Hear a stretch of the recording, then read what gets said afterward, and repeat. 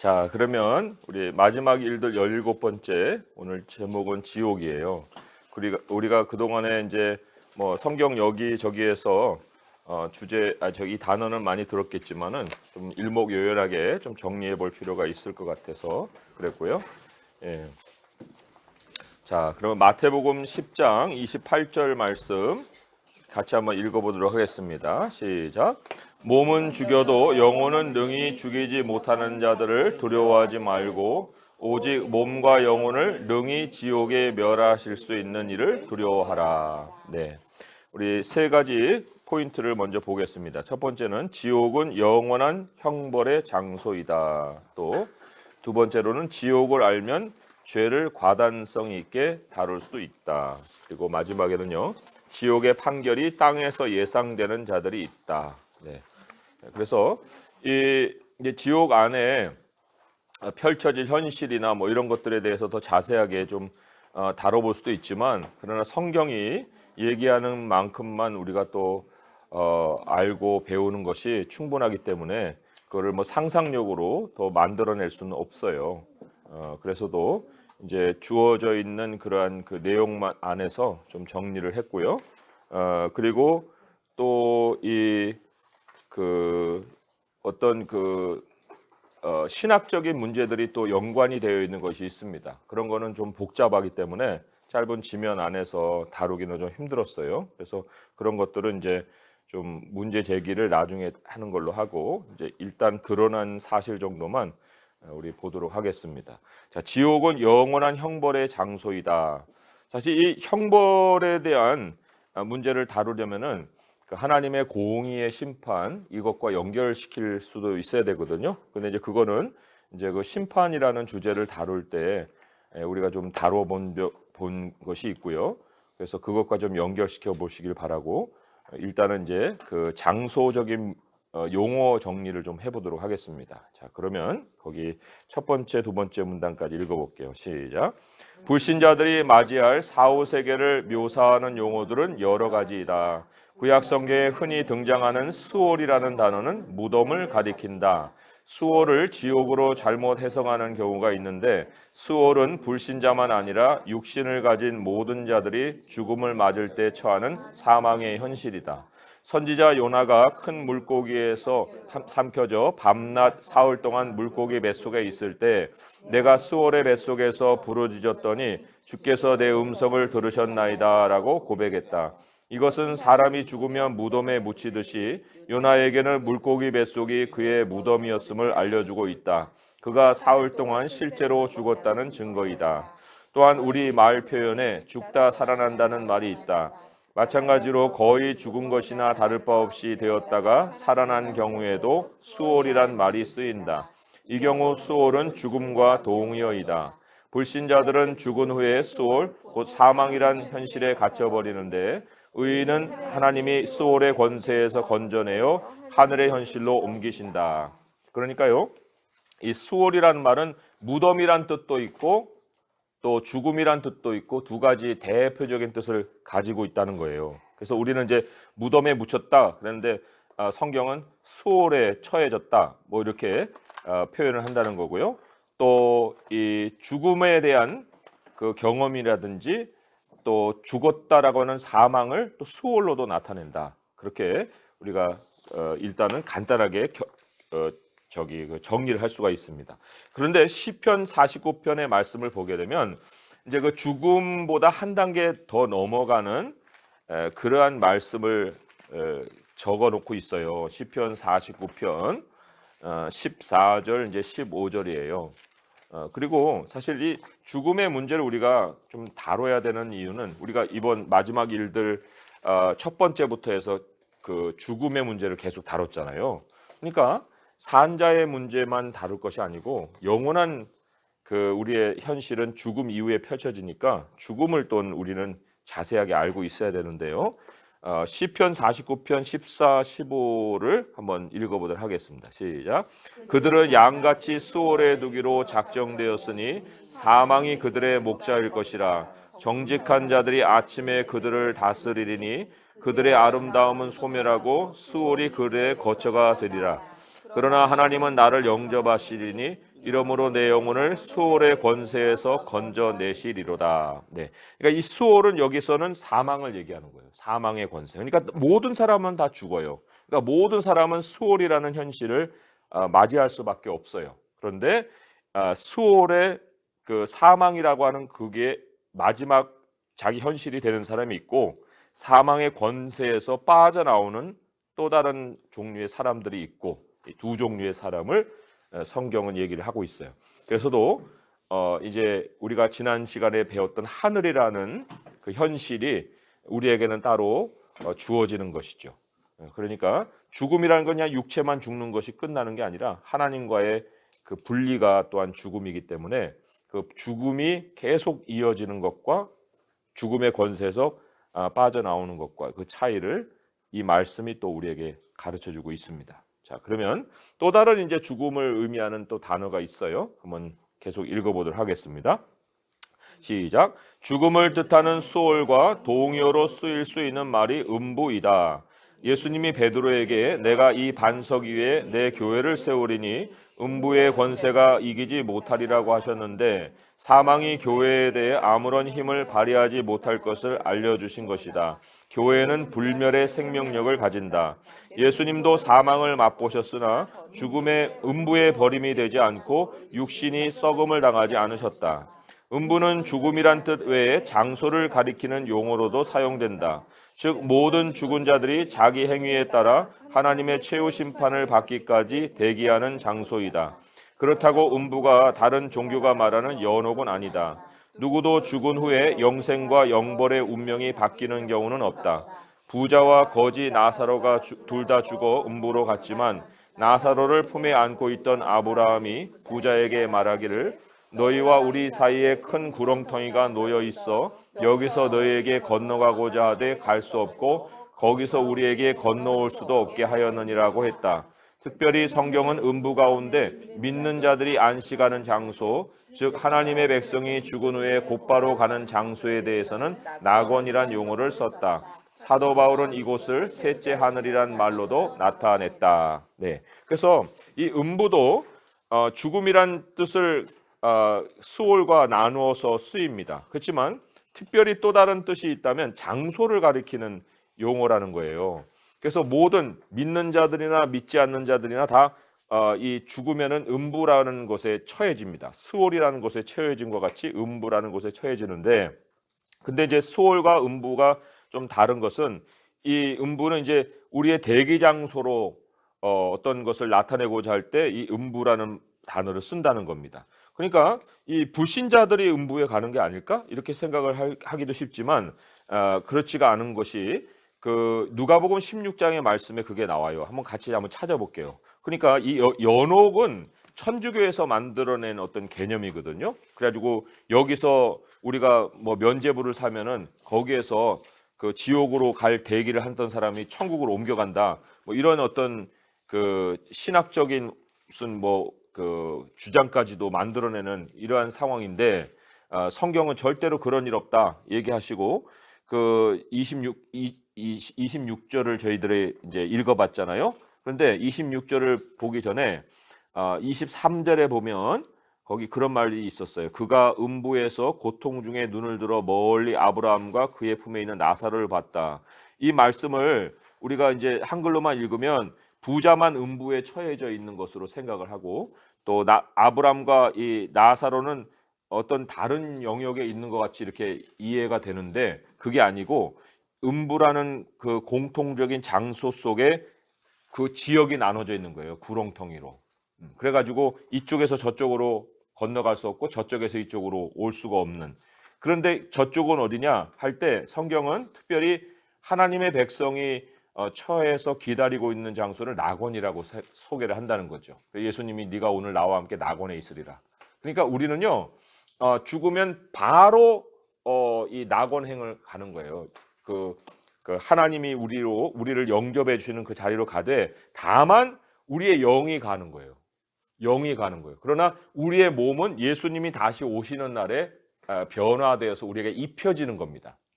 우리의 이 몸이 우리에게 지금 존재하고 있듯이 이제 하늘의 형상을 하나님이 그날 입혀 주셔서 그 영이 이제 살아갈 수 있는 그런 모습이 되는 겁니다. 그게 성경이 우리에게 얘기해 주는 순서예요. 그러니까 모든 죽은 자들도 이제 음부에서 나중에 그 몸을 입게 되는데 그 하나님의 백성은 변화되는 몸을 입는 반면에 하나님을 믿지 않고 불신했던 사람들은 옛날의 그 육체가 다시 살아나는 거죠. 네, 그것이 또 차이가 있다고 볼 수가 있습니다.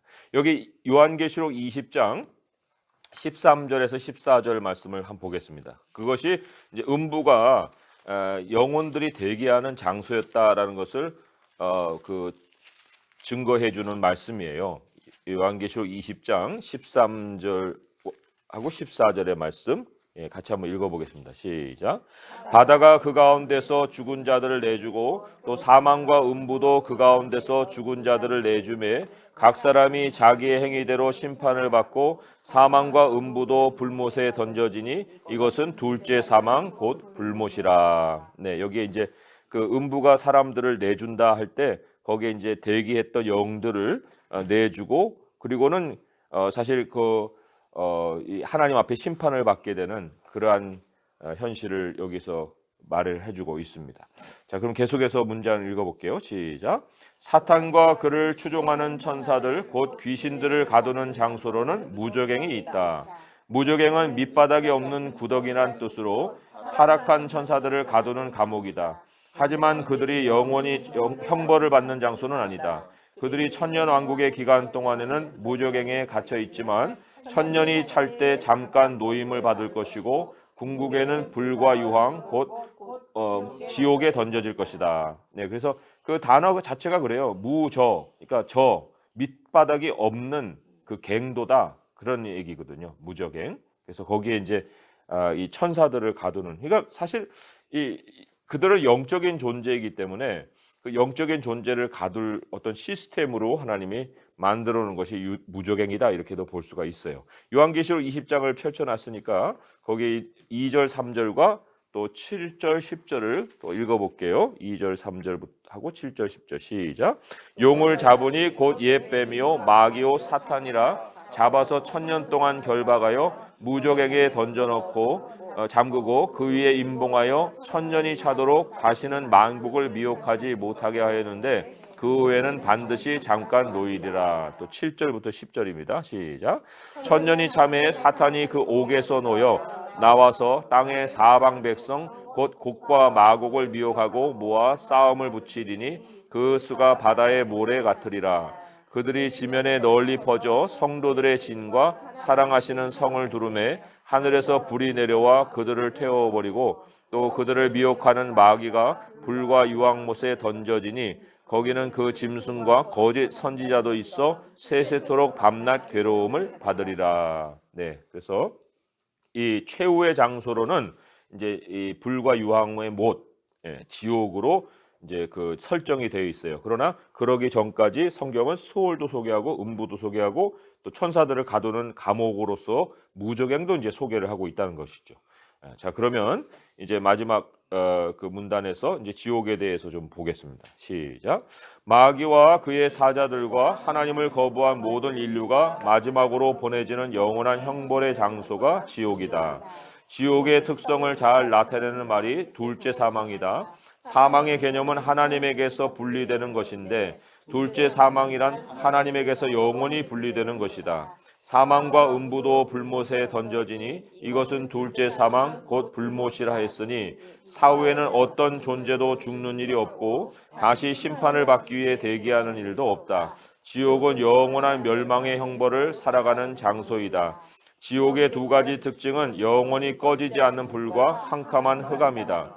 불과 어두움은 하나님의 진노와 재앙을 상징한다. 그 불이 영원히 타오르고 그 어두움이 영원히 들이운다는 것은 지옥에 처한 자들이 하나님의 진노로 괴로워하고 한치 앞을 내다볼 수 없는 두려움을 당해도 영원히 회개가 없다는 것을 시사한다. 네, 여기 특별히 그 흑암, 어두움에 대한 것은 이 출애굽 사건 때 마지막 재앙으로 흑암이 덮쳤어요. 그러니까 그 흑암의 재앙은 결국 앞으로 영원하게 펼쳐질 지옥을 그 마지막 재앙으로 보여준 사건이다 이렇게도 볼 수가 있고요. 또 하나 여기 꺼지지 않는 불이 그 지옥의 어떤 현상인데 지옥의 그 헬라어 표현이 게헤나거든요. 게헤나. 거기 이제 마태복음 25장 41절에 게헤나라고 나오잖아요. 근데 그 게라는 말이 골짜기라는 뜻이에요. 골짜기. 그리고 그 구약 시대에 지옥의 현실을 보여준 현실적인 장소가 뭐냐? 흰놈의 아들의 골짜기예요. 흰놈의 아들의 골짜기. 그러니까 게 벤 흰놈 이렇게 돼 있는 거예요. 벤 흰놈은 흰놈의 아들. 그러니까 이게 어떤 사람을 명칭하는 것인데 그 흰놈의 골짜기라고 하기도 하고 흰놈의 아들의 골짜기라. 흰놈 하니까 뭐 욕같이 들리는데 그게 사람 이름이에요. 흰놈. 근데 그 흰놈의 골짜기에서 뭘 했냐면 아들들을 태웠어요. 자기 자녀를 불살랐어요. 그리고 거기에는 온갖 쓰레기를 모아가지고 계속 불타오르는 장소였어요. 불이 꺼지지 않는 곳이었다고요. 그것을 이 성경이 앞으로 지옥에 대한 현실을 미리 보여준 장소로 이제 우리에게 소개를 해주고 있는 거죠. 근데 그 말이 그 게흰놈이라는 그 단어가 게헤나라는 말로 어원적인 것으로 이제 추적이 되는 거예요. 그러니까 불이 바로 거기 흰놈의 아들의 골짜기에 있었고, 그리고 출애굽 때 이제 흑암이 덮쳐서 사람들이 거기서 이제 그 재앙을 당했던 것이 바로 지옥을 미리 보여준 사건이었다. 그렇게 우리가 볼 수가 있는데, 그 정도로 이제 고통을 당하면 사람들이 하나님의 이름을 부르고 회개하고 돌아올 것 같은데 절대로 그런 일이 벌어지지 않는다 하는 것이 영원히 불이 안 꺼지고 캄캄한 흑암이 계속이 된다는 그 배후에 암시가 돼 있다는 거예요. 그러면 요한계시록 16장의 말씀을 한번 보면서 그 안에 그 사람들의 반응이, 불과 흑암에 대한 사람들의 반응이 어떠할지 하는 것을 좀 보도록 하겠습니다. 요한계시록 16장 8절에서 11절까지 같이 한번 읽어볼게요. 시작. 넷째 천사가 그 대접을 해에 쏟음에 해가 권세를 받아 불로 사람들을 태우니 사람들이 크게 태움에 태워진지라. 이 재앙들을 행하는 권세를 가지신 하나님의 이름을 비방하며 또 회개하지 아니하고 주께 영광을 돌리지 아니하더라. 또 다섯째 천사가 그 대접을 짐승의 왕자에 쏟으니 그 나라가 곧 어두워지며 사람들이 아파서 자기 혀를 깨물고 아픈 것과 종기로 말미암아 하늘의 하나님을 비방하고 그들의 행위를 회개하지 아니하더라. 여기 대표적으로 이제 불과 어두움의 재앙이 내리거든요. 물론 이거는 지옥의 현상은 아니에요. 지옥의 현상은 아니고 마지막에 이제 하나님이 그 말세의 환란을 가져올 때 그 사람들에게 붙는 진노의 어떤 그 수단이라고 볼 수가 있는데, 여기에 사람들의 그 반응이 회개 안 하는 거예요. 회개를 안 해요. 그 회개를 안 하는 것이 언제까지 계속되느냐? 영원히 계속되는 거예요. 그러니까 이 하나님이 징계를 행해서 돌아오는 그런 사람들은 하나님의 아들이죠. 그러나 고난을 아무리 가해도 악랄하게 그저 하나님을 욕하고 또 배역하는 그러한 사람들은 끝까지 갈 수밖에 없다. 그러니까 그게 불이 영원히 타고 흑암이 영원히 지속될 수밖에 없는 그 이유가 된다는 것이죠.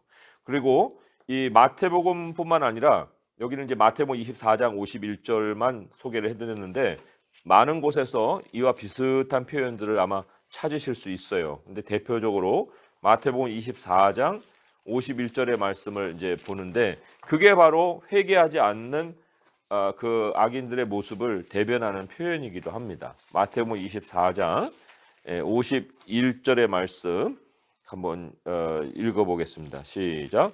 어미 때리고 외식하는 자가 받는 벌에 처하리니 거기서 슬피 울며 이를 갈리라.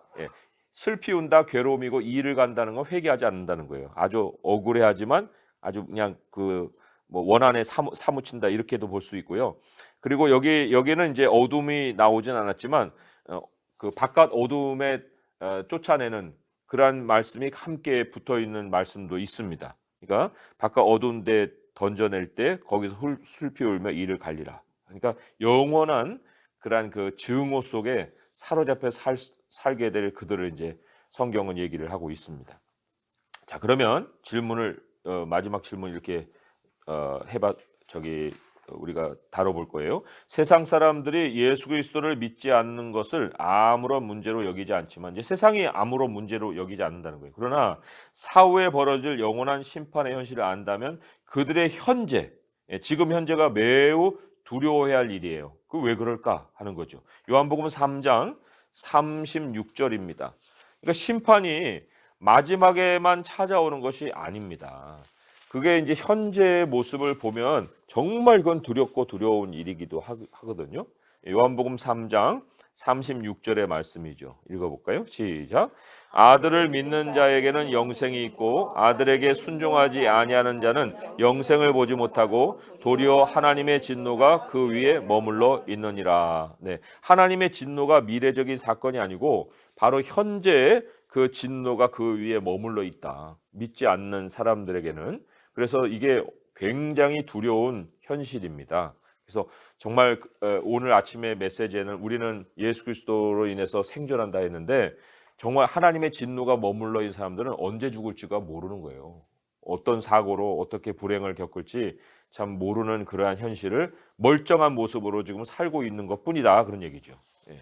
자, 그러면 두 번째 포인트는 지옥을 알면 죄를 과단성 있게 다룰 수 있다. 아주 깨끗하게 결단을 내린다는 거예요. 두 번 다시 쳐다보지 않고 하는 것이 과단성이라는 단어의 뜻인데, 한번 문단 읽어보도록 하겠습니다. 시작.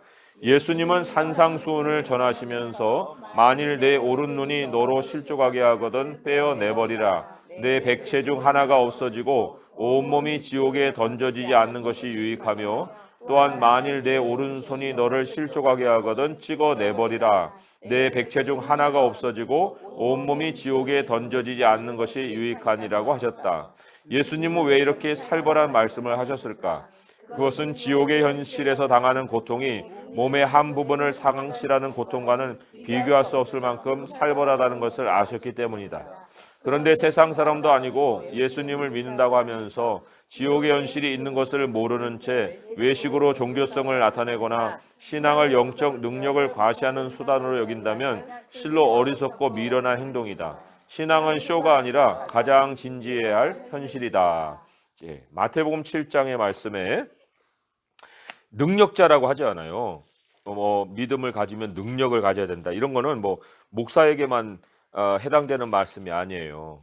일반 성도들도 다 뭔가 이렇게 능력을 갖고 싶어 하거든요. 그런데 이게 정말 진지하게 생각해야 될 것이지 이런 수요를 볼 일이 아니라는 거예요. 7장 21절에서 23절 같이 한번 읽어볼게요. 시작. 나더러 주여 주여 하는 자마다 다 천국에 들어갈 것이 아니요 다만 하늘에 계신 내 아버지의 뜻대로 행하는 자라야 들어가리라.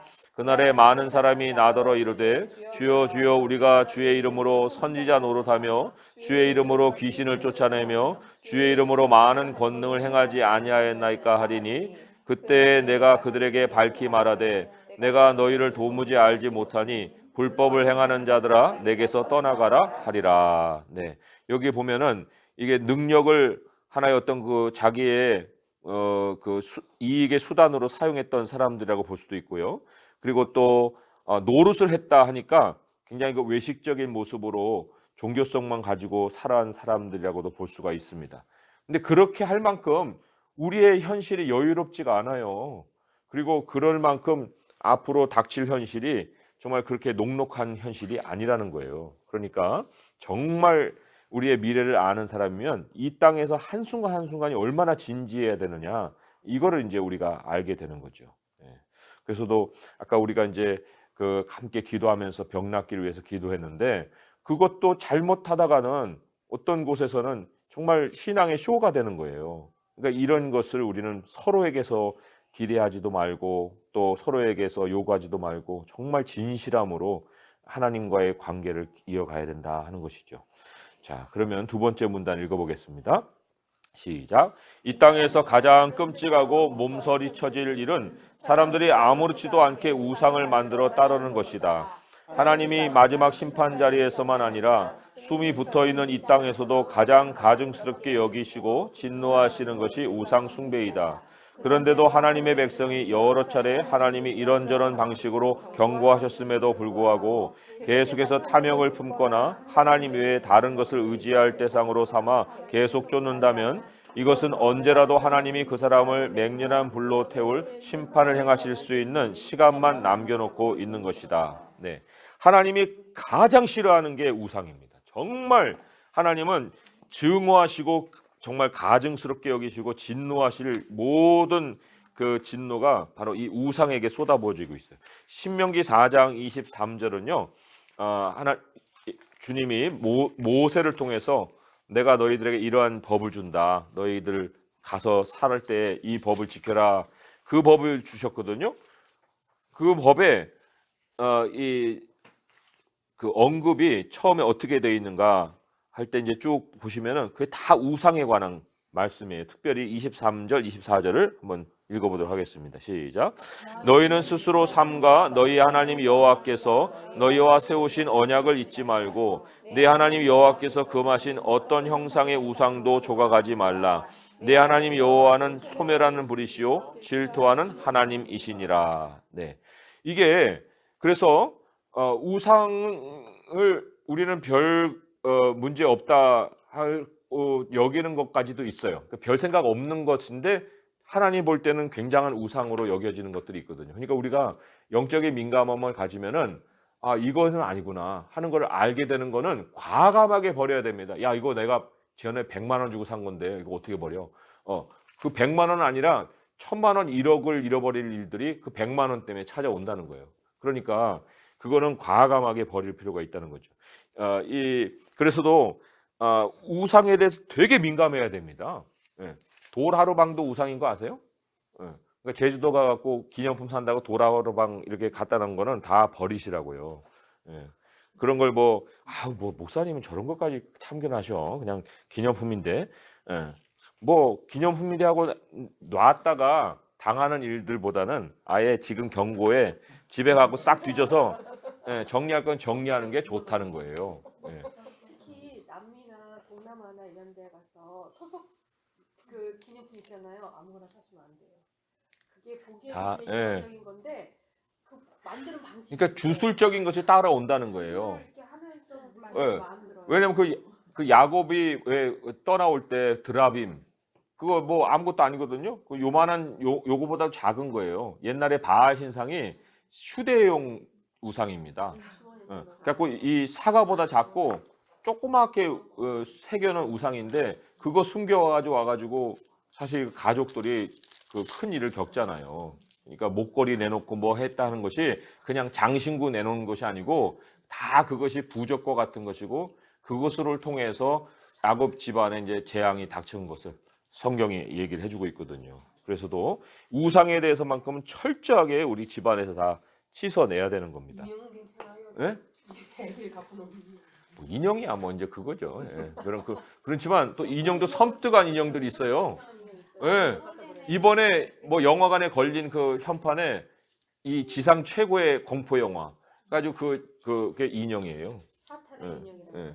사탄의 인형이란 제목으로 이렇게 나와 있는데 이 사람들이 무감각하면 그것도 즐기겠지만 아주 그거는 아니라는 거죠. 예.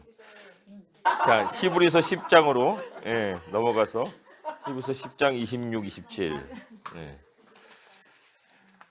364쪽에 히브리서 10장 26, 27절입니다. 읽어볼까요? 시작. 우리가 진리를 아는 지식을 받은 후 짐짓 죄를 범한즉 다시 속죄하는 제사가 없고 오직 무서운 마음으로 심판을 기다리는 것과 대적하는 자를 태울 맹렬한 불만 있으리라. 이게 무슨 뜻이냐면요. 짐짓 죄를 범한다는 것은 계속 알고도 고의적으로 그냥 같은 죄를 계속 하는 거예요. 계속 짓는 거죠. 그러니까 하나님이 이런저런 방식으로 경고를 해주시고 깨닫게 해주시고 했는데도 그것을 그냥 지나치고 넘어가고 시간만 끌고 지연하고 하다 보면은 이제 결국 뭐가 남는다고요? 맹렬한 불만 남는다. 이렇게 경고를 하고 있습니다. 자, 그래서도 우리 하나님이 우리에게 행해 주시는 것들을 정말 민감하게 느낄 수 있어야 되고요. 정말 하나님은 좋은 것만 주시고자 하시는데 우리의 생각이 하나님의 생각과 합치가 돼야 되겠죠. 자, 그러면 계속 또 문단 읽어볼게요. 시작. 그러므로 예수님은 이 땅에서 어떤 것도 두려워할 것이 아니라 사람을 죽인 후에 또한 지옥에 던져 넣는 권세 있는 하나님을 두려워하라고 하셨다. 하나님을 두려워하는 사람은 어떤 죄도 과단성 있게 끊어버린다. 두 번 생각할 이유 없이 단번에 죄를 끊어내기로 결단하는 것이다. 예수님을 믿는다고 해서 좁은 문으로 들어가기를 힘쓸 필요가 없는 것이 아니다. 영생을 알면 영원한 생명의 소중함 때문에 다른 어떤 것보다 주님을 위해 살기를 힘쓰게 되어 있다. 좁은 문으로 들어가기를 힘쓰는 것을 나중으로 미루면 정작 좁은 문으로 들어가기를 시도해도 문이 열리지 않는 현실을 맞을 것이다. 예수님은 많은 사람이 그런 순간을 맞을 것이라고 예고하셨다. 구원의 기회를 사람이 만드는 것이라고 생각하는 사람치고 하나님의 구원을 맛볼 사람은 없다. 그래서 누가복음 13장 23절에서 25절까지 보겠습니다. 땡큐 예지. 누가복음 13장 23절에서 25절이에요. 자, 13장 23절에서 25절까지 같이 한번 읽어볼까요? 시작. 어떤 사람이 여짜오되 주여 구원을 받는 자가 적으니까 그들에게 이르시되 좁은 문으로 들어가기를 힘쓰라. 내가 너희에게 이르노니 들어가기를 구하여도 못하는 자가 많으리라. 집주인이 일어나 문을 한번 닫은 후에 너희가 밖에 서서 문을 두드리며 주여 열어주소서 하면 그가 대답하여 이르되 나는 너희가 어디에서 온 자인지 알지 못하노라 하리니. 거기까지만 읽습니다. 그러니까 좁은 문으로 들어가기를 힘쓰라는 것이 우리 스스로 구원을 이루라는 얘기가 아니에요. 이 우리 하나님이 주신 구원에 대한 의미를 제대로 깨달은 사람이면 그건 자원에서라도 힘쓰게 돼 있어요. 좁은 문으로 들어가는 것을. 왜냐하면 좁기 때문에 실제로도 좁아요. 구원을 많은 사람들이 대중적으로 받는 것이 아니라는 걸 성경이 얘기하고 있기 때문에. 그런데 그걸 알면서도 그냥 그냥 내일 믿지, 모레 믿지, 죽기 전에 믿지, 이런 식으로 했다가 마지막에는 급해져 가지고 찾아가면은 사람이 구원을 얻는 게 아니니까요. 사람이 자기 스스로 구원을 만들어내는 것이 아니기 때문에 그때는 문을 하나님이 열어주지 않는 그러한 현실을 맞게 된다. 그러니까 아까 그 회개하려고 해도 회개가 아니라 아예 욕하는 일만 행한다는 것처럼 사람 스스로는 구원을 이룰 수가 없다는 것을 가르치고 있어요. 자, 그러면 질문입니다. 종교성만 있고 믿음의 열매가 없는 신앙인이 당할 영원한 형벌은 무엇인가 했습니다. 자, 그러면 몇 구절을 제가 써놨는데 그 세 군데입니다. 다 마태복음 안에 있습니다. 그래서도 이 종교성이라는 것을 굉장히 우리는 경계해야 됩니다. 독실한 기독교인 이런 용어도 사실 우리 사용하면 안 돼요. 그런 말은 사실은 종교성 때문에 나오는 말이지 진실한 신앙에서 나올 수 있는 말은 아니에요. 3장 7절에서 10절 읽어볼게요. 시작. 요한이 많은 바리새인들과 사두개인들이 세례 베푸는 대로 오는 것을 보고 이르되 독사의 자식들아 누가 너희를 가르쳐 임박한 진노를 피하라 하더냐. 그러므로 회개에 합당한 열매를 맺고 속으로 아브라함이 우리 조상이라고 생각하지 말라. 내가 너희에게 이르노니 하나님이 능히 이 돌들로도 아브라함의 자손이 되게 하시리라. 이미 도끼가 나무 뿌리에 놓였으니 좋은 열매를 맺지 아니하는 나무마다 찍혀 불에 던져지리라.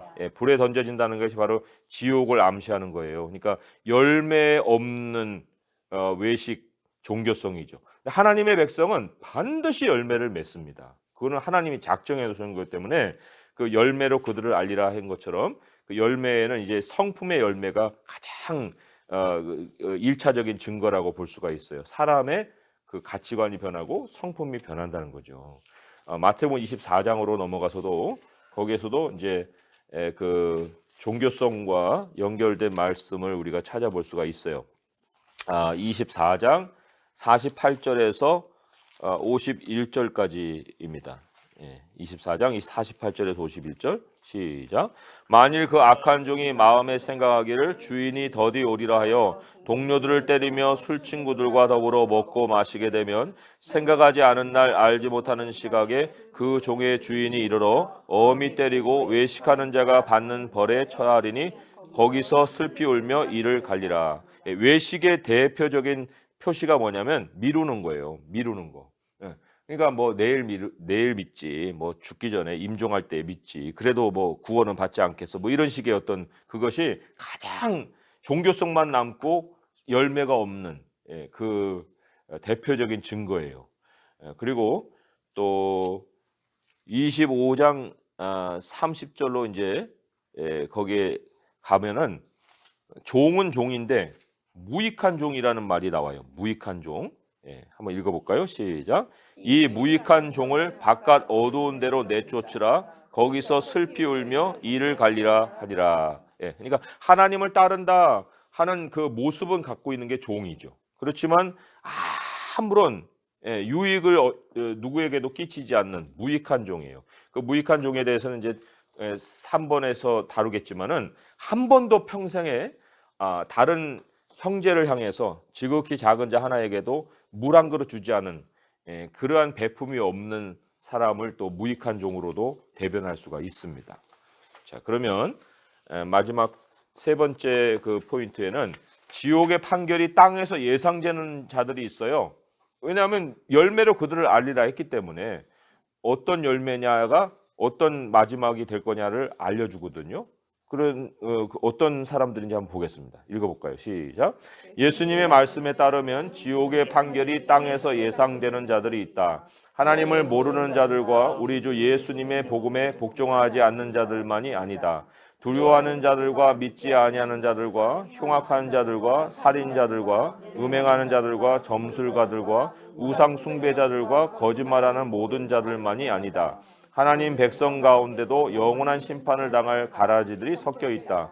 그 대표적인 사례가 형제에게 분노하고 형제에게 욕을 하고 형제를 미련한 놈으로 깔보는 자이다. 이러한 자는 지옥불에 들어간다. 이 사람의 혀에 붙은 분노의 불은 형제를 죽일 뿐 아니라 자기 인생 전체를 불살라 버리는데 그 사르는 것이 지옥불에서 나온다고 했다. 네, 여기 예수님의 말씀이에요. 형제에게 나아가라는 자, 형제에게 미련한 자라 하는 자, 그런 지옥불에 들어간다고 예수님이 말씀하셨어요. 그 왜 그럴까? 야고보서 3장 6절에 보시면 그 혀에 그런 불을 달아서 사람에게 내뱉는 사람들의 그 불이 근원이 어디냐 그런 얘기죠. 근원은 이미 지옥에서 불이 타올라 가지고 그 혀로 표현이 되는 것뿐이지 이미 그 사람은 지옥의 현실에서 그 말을 하고 있는 것이다. 이렇게 얘기를 하는 거예요. 야고보서 3장 6절의 말씀에 이렇게 기록이 되어 있어요. 읽어볼까요? 시작. 혀는 곧 불이요 불의의 세계라. 혀는 우리 지체 중에서 온몸을 더럽히고 삶의 수레바퀴를 불사르나니 그 사르는 것이 지옥불에서 나느니라. 여기 삶의 수레바퀴는 인생 사이클을 얘기하는 겁니다. 인생 사이클이라는 건 뭐 0세에서 10세, 20세, 30세, 40세 이렇게 이제 쭉 수레바퀴 같이 이렇게 돌잖아요. 그런데 그 말 한마디가 삶의 수레바퀴를 확 불살라 버리는 거예요. 그러니까 뭐 요즘 그런 거 막 홧김에 누구를 뭐 동생이 형을 찔러 주겠다. 그러면 그 남은 인생을 감옥에 보내든지 뭐 사형당하든지 그런 거 아니에요. 그러니까 자기 삶을 싹 불로 살아버리는 그러한 일이 이 행동으로만 아니고도 혀로 나타난다는 거예요. 혀로. 그러니까 이 우리 하나님의 백성의 어떤 성품의 변화가 어디서부터 시작이 될 거냐 할 때 말의 변화, 그죠? 음란한 말, 폭력적인 말, 또 분노하는 말, 뭐 이런 것들이 점차로 이제 변화해서 그 하나님의 성품을 나타내는 그런 말로 바뀌어진다. 그것이 우리가 하나님의 사람이라는 이제 증거가 되는 거죠. 자, 그러면 마지막 문단 또 읽어보겠습니다. 시작. 스스로 주님을 위해 사는 신앙이라고 하면서 평생에 한 번도 형제들 가운데 연약한 사람을 돌보지 않은 자들도 영벌에 들어간다. 또한 하나님의 말씀이 있음에도 불구하고 그것을 무시하고 하나님의 뜻과는 무관하게 세상 가치관을 따라 살면서 불법을 행한 자들도 어두운 데로 쫓겨나는 형벌을 얻는다. 이게 다 선포가 된 말씀인데요. 그 중에서도 마태복음 25장 41절, 46절. 그러니까 이 그리스도인들은요. 나눔의 삶, 우리가 기도로 서로를 위해서 기도해주고 또 조그만 것이라도 함께 나누고 그것은 아주 기본이라는 거예요. 기본. 마태복음 25장 41절에서 46절 읽어볼게요. 시작. 또 왼편에 있는 자들에게 이르시되 저주를 받은 자들아 나를 떠나 마귀와 그 사자들 위하여 예비된 영원한 불에 들어가라. 내가 줄일 때에 너희가 먹을 것을 주지 아니하였고 목마를 때에 마시게 하지 아니하였고 나그네 되었을 때에 영접하지 아니하였고 헐벗을 때에 옷 입히지 아니하였고 병들었을 때와 옥에 갇혔을 때에 돌보지 아니하였느니라 하시니 그들도 대답하여 이르되 주여 우리가 어느 때에 주께서 줄이신 것이나 목마르신 것이나 나그네 되신 것이나 헐벗은 것이나 병드신 것이나 옥에 갇히신 것을 보고 공양하지 아니하더이까. 이에 임금이 대답하여 이르시되 내가 진실로 너희에게 이르노니 이 작은 자 하나에게 하지 아니한 것이 곧 내게 하지 아니한 것이니라 하시니 그들은 영벌에 의인들은 영생에 들어가리라 하시니라. 네, 이 지극히 작은 자 하나는 어린아이만을 얘기하는 게 아니고요. 그렇게 어려움에 처해 있는 연약한 자들을 얘기하는 겁니다. 그런데 그들에 대해서 마음에 감동이 없다는 거예요. 그래서 한 번도 이 주머니에 어떤 것들이 나오지 않았던 사람들을 향해서 영벌에 들어가라, 영원한 불에 들어가라 이렇게 선포를 하고 계십니다. 자, 그래서도 질문을 또 이어가면 이렇습니다. 형제를 돌볼 기회가 매우 가까이 있음에도 그것을 놓친다면 그 이유가 무엇인가? 이 사람 다 놓쳤잖아요. 왜 그랬을까 하는 거예요. 누가복음 두 군데의 말씀인데요. 누가복음 16장 19절에서 21절까지 말씀. 누가복음 16장 19절에서 21절의 말씀입니다. 이건 그냥 단순히 비유만을 얘기하는 것이 아닙니다. 자, 읽어볼까요? 시작. 한 부자가 있어 자색 옷과 고운 베옷을 입고 날마다 호화롭게 즐기더라. 그런데 나사로라 이름하는 한 거지가 헌데투성이로 그의 대문 앞에 버려진 채 그 부자의 상에서 떨어지는 것으로 배불리려 하며 심지어 개들이 와서 그 헌데를 핥더라. 네, 매우 가까이 있어요. 그런데 왜 놓쳤느냐? 1절의 그 말씀, 19절의 말씀이 그 이제 날마다 호화롭게 즐기더라. 이게 그 이유예요. 날마다 호화롭게 즐기더라. 그러니까 삶의 업그레이드 그리고는 삶의 희락 그게 사람의 눈을 가려버리는 거예요. 그래서 옆에 아무리 가까이 있는 사람이 먹을 것이 없어가지고 구걸을 해도 안 보이는 거죠. 아니 뭐 안 보였다기보다는 마음이 안 가는 거죠. 그리고 12장 19절에서 21절도 똑같은 부자의 모습인데 조금 다른 포인트로 얘기를 했어요.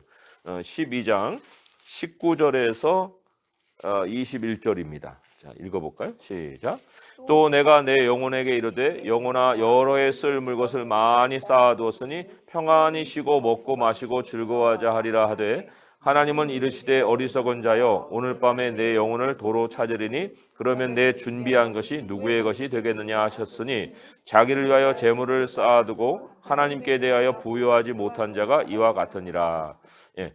도대체 무엇을 위한 준비냐? 이 질문이죠. 내 준비한 것이 누구 것이 되겠느냐? 우리는 왜 뭐 때문에 이 땅에서 살아가고 있느냐? 그럴 때 여기 하나님께 대하여 부요하다 하는 것이 바로 이 누가복음 16장에 연결된 것처럼 가까이 있는 그 나의 형제 자매들에 대한 필요, 그게 바로 하나님께 대한 부요라 그런 얘기죠. 그래서 정말 이 지옥이라는 현실은 멀리 떨어져 있지도 않고요. 그리고 또 그것이 뭐 너무 끔찍해서 생각해 볼 이유도 없는 그러한 것이 아니라 이것이 우리에게 생생하게 알려져 있음으로 인해서 우리가 이 땅에서의 삶을 더 진지하게 그리고 더 현실로 정말 참 현실로 살아가게 하는 하나의 동기가 된다. 그렇게도 정리를 해볼 수가 있습니다. 자, 기도는 이렇습니다. 사랑의 하나님, 하나님의 말씀이 땅에서 살아가는 길만 아니라 영원한 현실에 대해 더 크고 분명한 소리로 전하고 계심을 깨닫습니다. 교회를 다니며 말씀을 들으면서도 이 땅에서 복을 받는 좋은 소식에는 귀를 기울이고 사후에 닥칠 영원한 현실에 대한 무서운 말씀에는 현실감 있게 귀를 기울이지 않는 사람들이 있습니다. 참 이 아이러니죠. 무서운데 현실감을 느끼질 않아요. 귀를 기울이지 않는 사람들이 있습니다. 오늘 지옥에 대한 말씀을 배우면서 더욱 죄를 단호히 끊고 좁은 문으로 들어가기를 힘쓰려 합니다. 오직 주님 한 분을 섬기며 매일매일 영원한 생명에 대한 소망을 품고 살아가도록 도와주시옵소서. 예수님의 이름으로 기도드립니다. 아멘. 네, 그래서 우리가 다시 한번 기도할 때 오늘 역사의 주인은 하나님이시라 했잖아요. 그런데 그 역사의 끝까지 주님은 하늘과 지옥에 대한 현실까지 다 알려주셨습니다. 그것을 우리가 알 때 얼마나 하나님의 백성으로 살아가는 것이 소망이 있고 또 감사한 일인가 하는 것을 주님께 잠시 묵상 기도 드리시고요. 그리고 제가 마무리하도록 하겠습니다. 하나님 아버지 감사합니다. 세상 사람들은 사람 죽는 얘기 좋아하지 않고 또 그것을 입에 담는 것을 너무 터부시하고 알려하지도 않는데 하나님이 정말 우리에게 참 현실이 죽음으로부터 펼쳐질 수 있는 것을 가르쳐 주셔서 감사합니다. 하나님, 이제 우리가 준비하는 어떠한 것들이라도 다 그 나라와 연결되는 일이 되게 하시옵시고 하나님, 우리를 더럽게 하고 또 그 나라로 가는 길을 막는 모든 하나님이 가증스럽게 여기시는 우상들은 우리 삶에서 깨끗하게 정리할 수 있게 하여 주옵소서. 하나님, 그것이 아무리 많은 것을 손실하는 일이 할지라도 지옥의 그 현실과 비교할 것이 없다 하셨습니다. 하나님, 아무리 우리가 큰 것을 잃어버리는 것 같다 할지라도 하나님께서 거기에 만배 정말 더하시는 그런 유익을 우리에게 채워줄 줄 믿습니다. 아버지 하나님, 정말 주님 한 분을 따르고자 우리가 결심하고 이 좁은 문을 걸어가고 있사온데 아버지께서 그 모든 필요를 채워줄 줄 믿고 믿음으로 주님을 바라볼 때 하나님, 우리가 더 풍성해지고 더 변화되며 더 정말 기적과 같은 삶을 체험할 수 있게 될 줄 믿습니다. 아버지, 그러하기에 이후에 우리의 모든 삶 하나님께서 인도하실 줄 믿고 이제 주님의 말씀을 따라서 정말 법이 있는 곳에서만 우리의 행동과 우리의 삶이 있게 도와주옵소서. 우리 모든 성도들이 하늘의 은사로 늘 넘치게 하시고 성령의 충만하심으로